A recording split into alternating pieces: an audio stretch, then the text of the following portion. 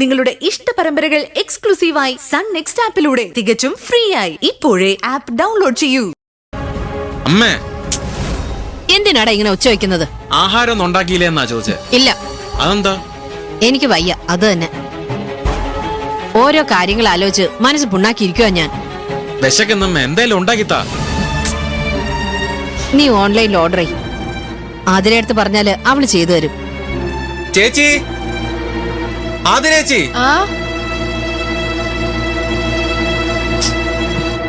അമ്മയ്ക്ക് ഇന്ന് കുക്ക് ചെയ്യാനൊന്നും വയ്യ. ഫുഡ് ഓൺലൈനിൽ ഓർഡർ ചെയ്യാം. എന്തു പറ്റി അമ്മേ? ആകെപ്പാടെ മനസ്സിനൊരു സുഖമില്ല. ആ ചന്ദ്രന്റെ ആളുകള് ഇവിടെ കയറി വന്ന് ആക്രമിക്കുമെന്ന് ഒരു പേടി. ഇത്തിരി നേരം ഒന്ന് മയങ്ങാൻ നോക്കിയിട്ട് അതിനും കഴിയുന്നില്ല. അതിനെ കുറിച്ചൊന്നും ഒരു പേടിയും വേണ്ടമ്മേ. ആരും ഇങ്ങോട്ട് ആക്രമിക്കാൻ വരില്ല. ചേച്ചിയുടെ കൈയുടെ ചൂട് ശരിക്കും അറിഞ്ഞ ആളാ ചന്ദ്രൻ. ഈ പരിസരത്തേക്ക് അയാൾ വരില്ല. ഏതായാലും നീ ഭക്ഷണം ഓർഡർ ചെയ്. നീ സമാധാനിപ്പിച്ചോണ്ട് മനസ്സിന്റെ വിഷമം കുറച്ചങ്ങ് മാറി. നിനക്കെന്താ വേണ്ടേ? ദോശ ചപ്പാത്തി എന്തെങ്കിലും മതി. പിന്നെ എനിക്കൊരു മട്ടൻ ബിരിയാണി പറഞ്ഞോ. ശരി അമ്മേ. അച്ഛാ,